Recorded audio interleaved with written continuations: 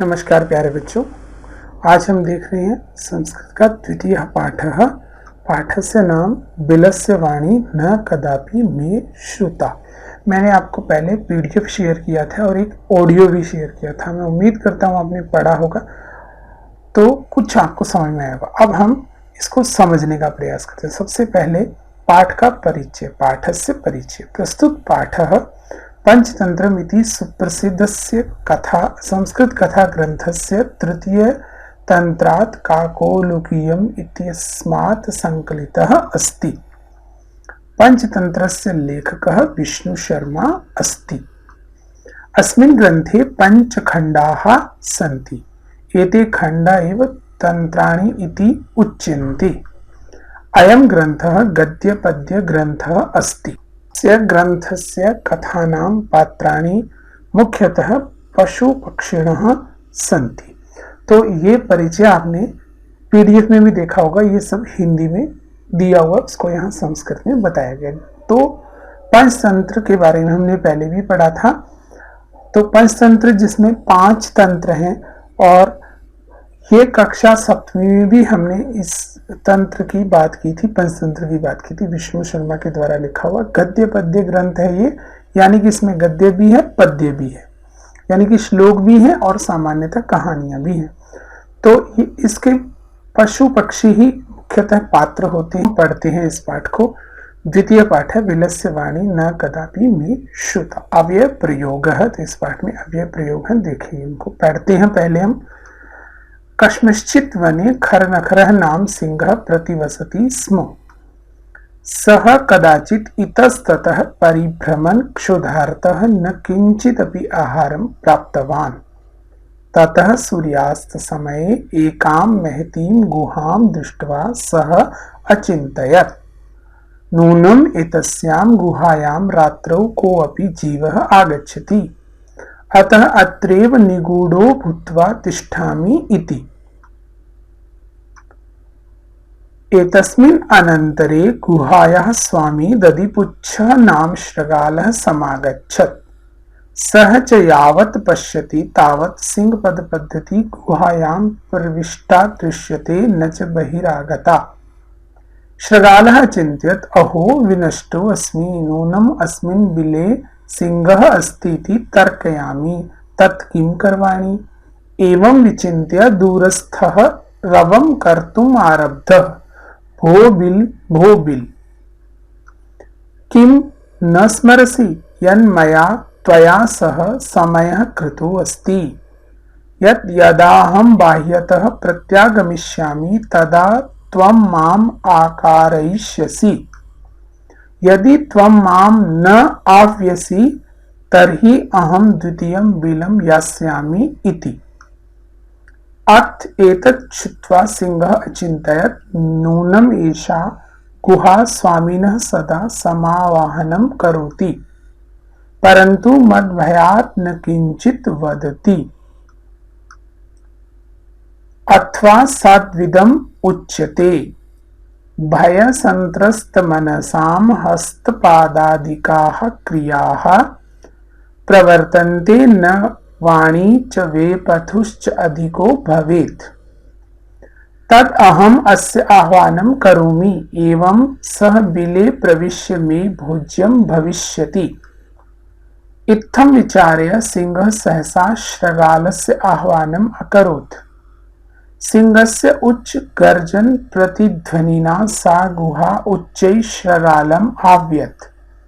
अनेन अन्ये अपि पशवः भयभीताः अभवन्। शृगालो अपि ततः दूरं पलायमानः इमम् अपठत्। अनागतं यः कुरुते स शोभते, सः शोच्यते यो न करोत्य अनागतं। वने अत्र संस्थस्य समागता जरा, बिलस्य वाणी न कदापि मे श्रुता।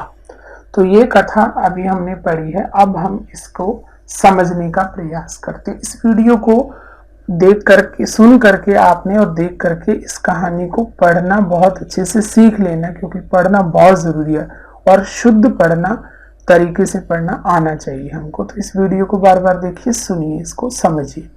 अब हम इसके विवरण को देखते हैं। तो सबसे पहला हम देखते हैं, बिलस्य वाणी न कदापि मे श्रुता पाठस्य नाम अस्ति। गुहायाः ध्वनि मया कदापि न श्रुतः। बिलस्य, बिल शब्द है अकारांत नपुंसक लिंग षष्ठी व्यक्ति एकवचन है, जिसका मतलब है गुहायाः, गुफा की।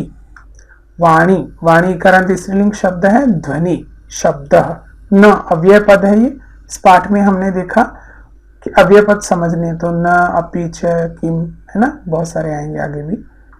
कदापि, कदा, अपि, ये दोनों ही अव्यय पद हैं, जिसका अर्थ है कभी भी। कदा प्लस अपि मिलके बना कदापि। मे अस्मत् शब्द है, धकारांत सर्वनाम षष्ठी व्यक्ति एकवचन। मया, मेरे द्वारा इसका अर्थ होता है। श्रुता, श्रु धातु त प्रत्यय भूतकाल कर्मणि का प्रयोग है। ये प्रथमा व्यक्ति एकवचन। अश्रुणोत, आकर्णिता, मतलब मैंने कभी नहीं सुनी। तो बिलस्य वाणी न कदापि मे श्रुता, गुफा की वाणी मैंने कभी नहीं सुनी। इस तरह से पाठ का ये शीर्षक है, अर्थ है उसका। अब हम समझते हैं, कहानी शुरू होती है। कस्मश्चित् वने खर नखरः नाम सिंहः प्रतिवसति स्म। कस्मश्चित् वने, कस्मश्चित् किसी वन में, खर नखरः नाम सिंह, खर नखर नाम का सिंह, प्रतिवसति स्म रहता था। तो कस्मिश्चित् ये दो शब्द हैं, कस्मिन और चित। चित ये जिसका अर्थ है किसी। वने, वने मतलब अरण्य, कानने, है ना, जंगल में। नाम, नाम वाला, नामकः। सिंहः वनराजः, मृगराजः शेर के अर्थ में है। प्रतिवसति वासम करोति। स्म ये अव्यय पद है, भूतकालिक, भूतकाल का सूचक है। स्म प्रत्यय है, ये जुड़ने से भूतकाल हो, जैसे पठति पढ़ता है, लेकिन पठति स्म पढ़ता था। ये 7th क्लास में हमने पढ़े थे। अब हम समझते हैं, प्रतिवसति स्म अर्थात वासम करोति स्म। अब कह प्रतिवसति स्म, तो सिंहः प्रतिवसति स्म। किम नाम सिंहः प्रतिवसति स्म। खर नखरः नाम सिंहः प्रतिवसति स्म। खर नखरः नाम सिंहः कुत्र प्रतिवसति स्म, बताइए कुत्र। खर नखरः नाम सिंहः कस्मश्चित् वने प्रतिवसति स्म। तो किसी वन में खर नखर नाम का एक शेर रहता था। सह कदाचित् इतस्ततः परिभ्रमन् क्षुधार्तः न किंचित् अपि आहारं प्राप्तवान्। तो सह वह, कदाचित कभी, इतस्ततः इधर उधर, परिभ्रमण घूमता हुआ, क्षुधार्तः भूख से परेशान, न किंचित अपि आहारम कुछ भी आहार न प्राप्तवान प्राप्त नहीं किया। तो समझते हैं इसको। कदाचित, यहां कदा और चित ये अव्यय है। इतस्ततः, इतः ततः ये भी अव्यय है। इतः ततः यहां वहां। परिभ्रमण, तो परि उपसर्ग ब्रह्म धातु क्षत्रिय प्रत्यय एकवचन रूप। क्षुधार्तः, क्षुधा और आर्तः बुभुक्षितः, भूख से परेशान। क्षुधार्तः दो शब्द है, विच्छेद किया हमने इसका। किंचित अपि, यहां भी विच्छेद करते हैं। किंचित अपि ये दोनों ही अव्यय है। सिंहः कम न प्राप्तवान, तो इसका उत्तर क्या होगा। सिंहः आहारम न प्राप्तवान। कीदृशः सिंहः आहारम न प्राप्तवान, कैसा शेर था वो। क्षुधार्तः, क्षुधार्तः सिंहः आहारम न प्राप्तवान। क्षुधार्तः सिंहः कुत्र भ्रमणं कृत्वा किंचित आहारम न प्राप्तवान। कुत्र, कहाँ घूम रहा था वो। इतस्ततः भ्रमणं कृत्वा किंचित आहारम न प्राप्तवान। उसके आगे लिखिए। ततः सूर्यास्त समय एकाम महतीम गुहाम दृष्ट्वा सह अचिंतयत। तो ततः उसके बाद, सूर्यास्त समय, सूर्य के अस्त होने के समय, एकाम महती गुहाम दृष्ट्वा एक बड़ी गुफा को देख करके सह चिंतित उसने सोचा। ततः मतलब ये अव्यय है, तदनंतरम उसके बाद। सूर्यास्त समय सायकाले, दृष्ट्वा देखो दृश्य धातु है, त्वा प्रत्यय है, अवलोक्य ये भी अव्यय पद है। अचिंतयत, चिंत धातु के लंग लकार के प्रथम पुरुष एक वचन के रूप में बनते अचिंतयत, जैसे अपठत चिंतनम कृतवान, इस अर्थ में अचिंतयत चिंतनम कृतवान। अब समझते हैं प्रश्नों से इसको। कह अचिंत्यत, तो किसने सोचा भाई? हाँ, सह यानी कि खर नखरः नाम सिंह अचिंत्यत। सह किम दृष्ट्वा चिंत्यत, उसने क्या देख करके सोचा? स एकाम गुहाम दृष्ट्वा चिंत्यत। स कीदृशी गुहाम दृष्ट्वा चिंत्यत, कैसी गुफा थी वो? महतीम गुहाम दृष्ट्वा। सह कदा अचिंत्यत, कब उसने सोचा? कदा, समय बताने के लिए, सूर्यास्त समय, सूर्यास्त होने के समय। सह पद कस्मई प्रयुक्तम, इस तरह का प्रश्न आता है परीक्षा में ना। सह पद किसके लिए आया भाई? यहाँ सह कौन है? सह इति पदम सिंहाय प्रयुक्तम, शेर के लिए है, सिंहाय शेर के लिए। अब अगली लाइन देखिए, नूनम एतस्याम गुहायाम रात्रौ को अपि जीवः आगच्छति अतः अत्रैव निगूढ़ो भूत्वा तिष्ठामि। तो उद्धरण चिन्ह लगे हुए, यानी कि ये जो कथन है, ये डायलॉग है, ये शेर बोल रहा है। तो क्या कह रहा है वो? नूनम, नूनम का मतलब अव्यय पद है, निश्चित अर्थ में, निश्चयन, निश्चित रूप से। एतस्याम गुहायाम, इस गुफा में, को अपि, कह प्लस अपि, कश्चन कोई, जीवः आगच्छति, आगच्छति क्रिया आपसर्ग गम धातु है, जिसमें लट लकार प्रथम पुरुष एकवचन रूप है, आयाति। तो कोई जीव आता है, अतः अत्रैव निगूढ़ो भूत्वा तिष्ठामि, तिष्ठामि मतलब ठहरता हूं, निगूढ़ो का मतलब छिप करके यहां ठहरता हूं। तो अब प्रश्नों से समझते हैं इसको। कदा को अपि जीवा आगच्छति, कदा आगच्छति? रात्रौ को अपि जीवा आगच्छति। रात्रौ को अपि जीवः कुत्र आगच्छति? गुहायाम, गुहायाम आगच्छति। सिंहः किं भूत्वा तिष्ठति? सिंहः निगूढ़ो भूत्वा तिष्ठति। सिंहः कुत्र निगूढ़ो भूत्वा तिष्ठति? सिंहः अत्रैव यानी कि गुहायाम एव निगूढ़ो भूत्वा तिष्ठति। एतस्मिन् अनन्तरे गुहायाः स्वामी दधिपुच्छः नाम श्रगालः समागच्छत्। तो अब देखते हैं इन शब्दों को। अनंतरे का मतलब है, ये अव्यय पद है, मध्य, बीच में। समागच्छत्, ये सम और आ उपसर्ग पूर्व गम धातु है, आगतवान अर्थ होगा इसका। समझते हैं इसे। समागच्छत् का मतलब आगतवान। कह समागच्छत्, कौन आया? श्रगालः समागच्छत्। श्रगालस्य नाम किम आसीत्? श्रगालस्य नाम दधिपुच्छः आसीत्। दधिपुच्छः श्रगालः कस्याः स्वामी आसीत्? कस्याः स्वामी? गुहायाः स्वामी आसीत्, गुहायाः। गुहायाः स्वामी कः आसीत्? गुहायाः स्वामी दधिपुच्छः श्रगालः आसीत्। तो एतस्मिन् अनन्तरे, इस बीच, गुहायाः स्वामी, गुफा का स्वामी, दधिपुच्छ नाम श्रगालः समागच्छत्, दधिपुच्छ नाम का शियार, श्रगाल वहां आया। सह च यावत् पश्यति तावत् सिंहपद पद्धति गुहायाम प्रविष्टा दृश्यते न च बहिरागता। सच यावत् पश्यति, वो जब देखता है, तावत् तब, सिंहपद पद्धति शेर के पैरों के निशान, गुहायाम प्रविष्टा दृश्यते गुफा में प्रवेश करते हुए दिखाई पड़ते हैं, न च बहिरागता बाहर आते हुए नहीं। शब्द परिचय देखते हैं हम। पश्यति, ये दृश्य धातु है, लृट लकार प्रथम पुरुष एकवचन, अवलोकयति अर्थ है इसका, देखता है। सिंह पद पद्धति का अर्थ है सिंहस्य पद चिन्हम, शेर के पैरों के निशान। बहिरागता, बहि प्लस आगता, बहि शब्द अव्यय पद है। कह पश्यति, सह पश्यति। सह इति पदम कस्मै प्रयुक्तम, सह पद किसके लिए आया? सह इति पदम श्रगालाय प्रयुक्तम। सह श्रगालः काम पश्यति, सह श्रगालः सिंह पद पद्धतिम पश्यति। श्रगालः अचिंत्यत, उसके आगे देखते हैं। श्रगालः चिंत्यत, अहो विनष्टो अस्मि नूनम अस्मिन् बिले सिंहः अस्ति इति तर्कयामि तत् किम करवाणि। श्रगालः चिंतित, शेर ने सोचा, अहो विनष्टो अस्मि, अरे मैं तो मारा गया हूं। नूनम अस्मिन् बिले, निश्चित रूप से इस गुफा में सिंह स्थिति तर्कयामी, शेर है ऐसा मैं तर्क करता हूं। तत्किम करवाणी, तो क्या करूं।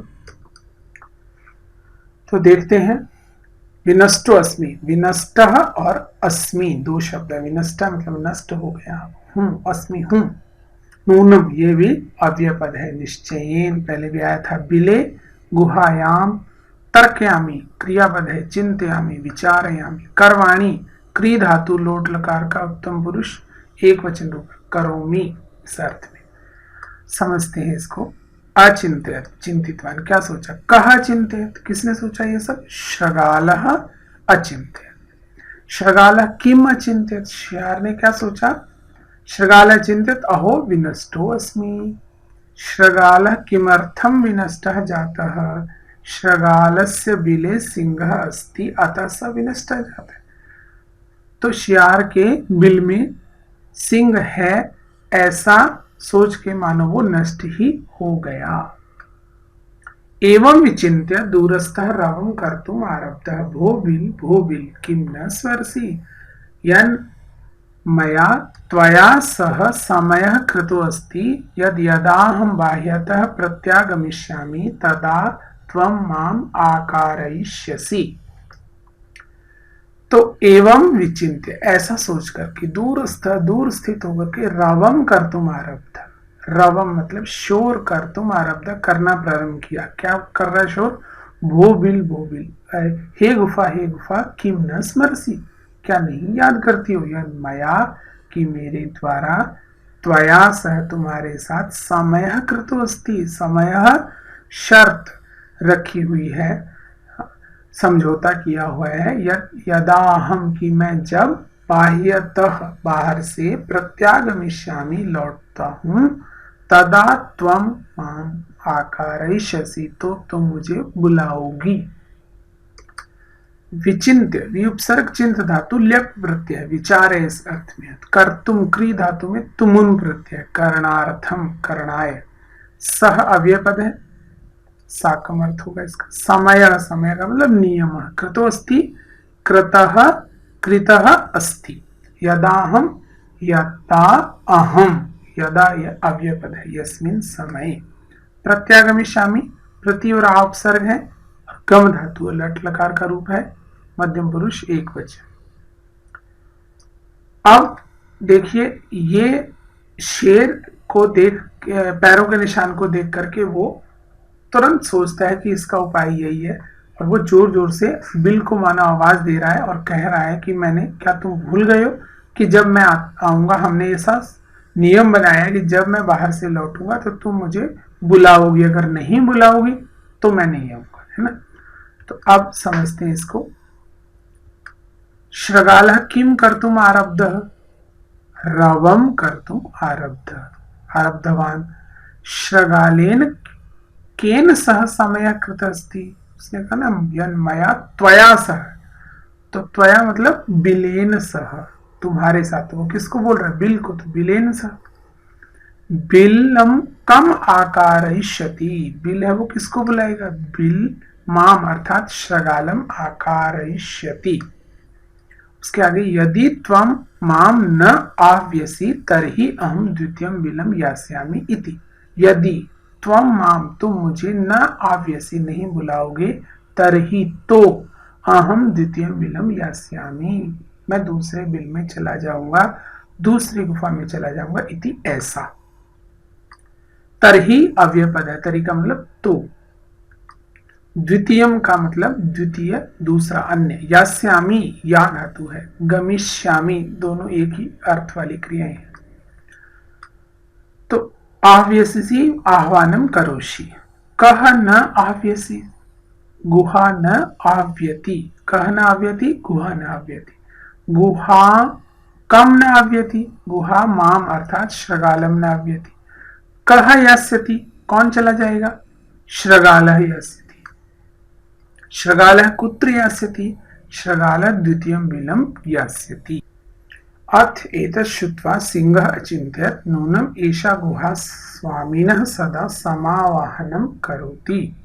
अथ एतत् श्रुत्वा, इसके बाद यह सुन करके सिंह चिंतित, शेर ने सोचा, नूनम एषा गुहा, निश्चित रूप से ही यह गुफा स्वामिनः सदा समावाहनम करोति, स्वामी को सदा बुलाती है। परंतु मद भयात न किंचित वदति, किंतु मेरे भय से कुछ बोलती नहीं है। तो एतत् श्रुत्वा शब्द का विच्छेद करेंगे। एतत् श्रुत्वा, नूनम एषा, नूनम और एषा, नूनम अव्यय पद है जिसका अर्थ बनेगा अवश्य। सदा, ये भी अव्यय पद है, हमेशा सर्वदा। समावाहनम, सम आह्वानम। मद भयात, मत भयात। करोति अर्थात कुर्वन् अस्ति। गुहा किम करोति, गुहा समावाहनम करोति।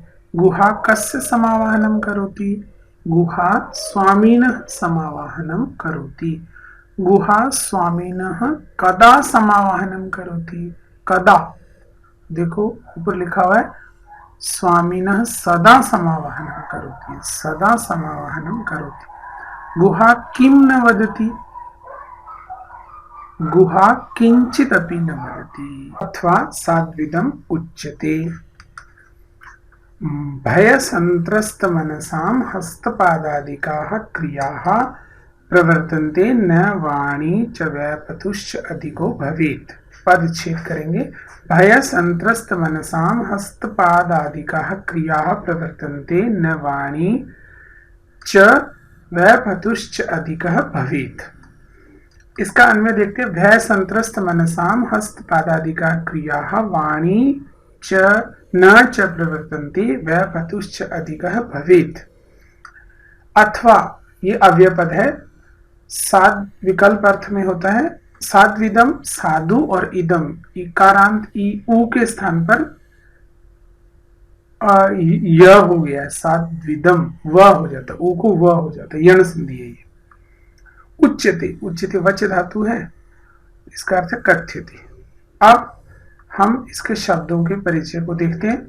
तो हस्त पादादिका क्रिया, पाणी पादादिका, हस्त मतलब हाथ, क्रिया कार्यकलाप एक्शन। वे पतुश्च अधिको, वे पतु च अधिकः।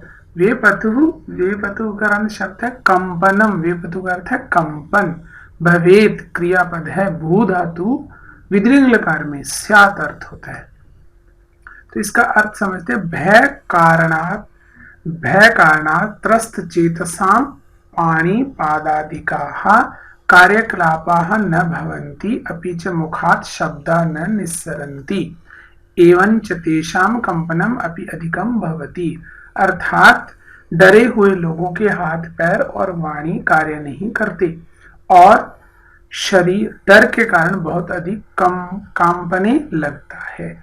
यानी कि वो शेर है, वो ये सोच रहा है कि गुफा शियार को क्यों नहीं बुला रही है। तो वो ये श्लोक याद करता है, उसको उसने कहीं से सुना है कि भय यानी कि डर जाता है तो उसके हाथ पैर कांपने लग जाते हैं, लेकिन उसके हाथ पैर काम नहीं करते हैं, वाणी काम नहीं करती है। इस तरह से वो सोचता है कि ये गुफा डर गई है। तो प्रवर्तन्ते निस्सरन्ति, काह न प्रवर्तन्ते, हस्तपादादिका क्रियाः न प्रवर्तन्ते। केशाम हस्तपादादिका क्रिया न प्रवर्तन्ते, केशाम भय संत्रस्त मनसाम। तद अहम अस्य आह्वानं करोमि, एवं सह बिले प्रविश्य मे भोज्यम भविष्यति। तद अहम, तो मैं इसका आह्वान करता हूं, एवं सह, इस प्रकार वह बिले प्रवेश में भोज्यम भविष्यति, बिल में प्रवेश करके मेरा भोजन हो जाएगा। तो उसने सोचा कि ये तो नहीं बोल रही है, मैं बोलता हूं और मैं बोलूंगा तो वो अंदर आ जाएगा, मेरा भोजन बन जाएगा। तद अहम, तत् अहम, प्रविश्य प्रउपसर्ग विष धातु ल्यप प्रत्यय। तो भविष्यति, कस्य भोज्यम भविष्यति, मे अर्थात सिंहस्य भोज्यम भविष्यति। कः सिंहस्य भोज्यम भविष्यति, श्रगाल, सह श्रगाल सिंहस्य भोज्यम भविष्यति। सह कुत्र प्रविश्य सिंहस्य भोज्यम भविष्यति, सह बिले प्रविश्य सिंहस्य भोज्यम भविष्यति। उसके बाद इत्थम विचार्य सिंह सहसा श्रगालस्य आह्वानम अकरोत्। इत्थम, इस प्रकार विचार करके अचानक शियार का आह्वान किया शेर ने। तो शेर ने बुलाया, इत्थम इस प्रकार सहसा, अकस्मात, अकरोत् क्री धातु है, करने के अर्थ में। कृतवान, अकरोत् कृतवान। सिंह किम अकरोत्, सिंह आह्वानम अकरोत्। सिंह कस्य आह्वानम अकरोत्, सिंह शृगालस्य आह्वानम अकरोत्। सिंह किम विचार्य शृगालस्य आह्वानम अकरोत्, मे भोज्यं भविष्यति इति विचार्य सिंह शृगालस्य आह्वानम अकरोत्। सिंहस्य उच्च गर्जन प्रतिध्वनिना सा गुहा उच्चै शृगालम आव्यत। तो अब शब्द परिचय हम देखते हैं। सिंहस्य उच्च गर्जन प्रतिध्वनिना, शेर की ऊंची आवाज, गर्जना की प्रतिध्वनि, इको साउंड के कारण सा गुहा, वह गुफा, उच्चे शृगालम आव्यत, गुफा वो ऊंचे स्वर में उस शेर को बुलाने लगी, ऐसा लग रहा था। उच्च गर्जन प्रतिध्वना, उच्च गर्जनस्य प्रति शब्देन, ऊंची आवाज में शेर है वो दहाड़ा तो इको साउंड हुई, ऐसा लगा गुफा ही बोल रही है। उच्च अव्यय पद है, उच्च ध्वनिना।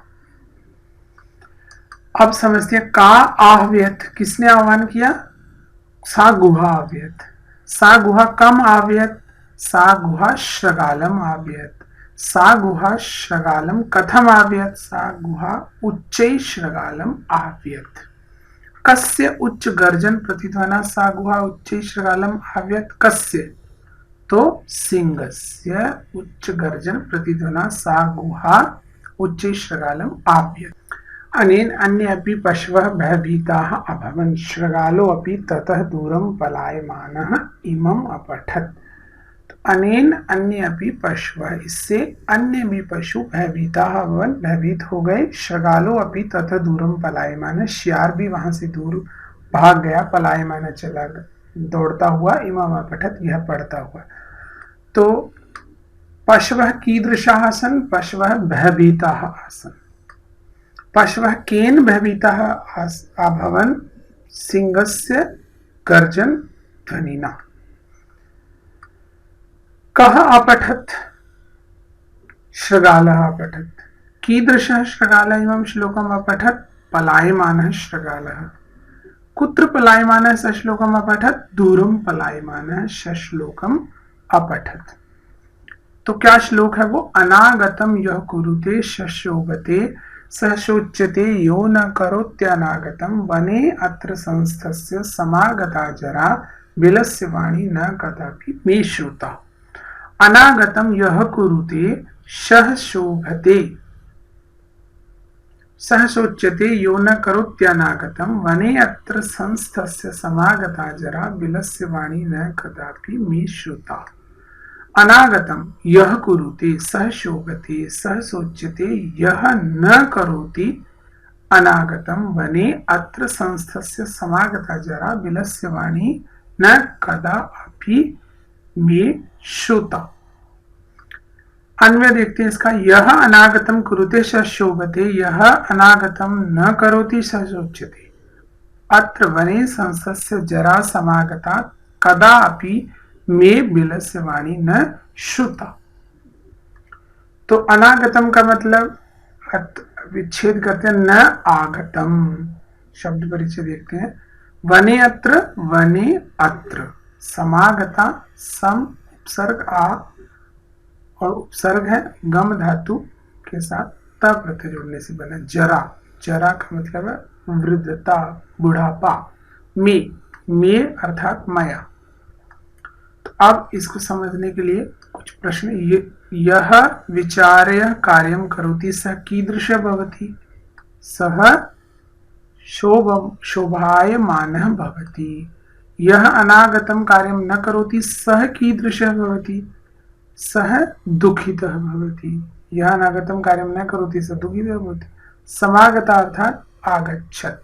का समागता, जरा समागता। का समागता, जरा समागता। कस्य जरा समागता, शृगालस्य जरा समागता। कुत्र संस्थस्य शृगालस्य जरा समागता, वने संस्थस्य शृगालस्य जरा समागता। श्रुता अर्थात श्रवणम कृतम, सुना। क्या सुना है, तो केन वाणी न श्रुता, किसने वाणी नहीं सुनी? मैं, श्रगाल कह रहा है कि मैंने नहीं सुनी। श्रगालेन वाणी न श्रुता, श्रगालेन कस्य वाणी न श्रुता? श्रगालेन बिलस्य वाणी न श्रुता। तो श्लोक के अंत में बिलस्य वाणी न कदापि मे श्रुता।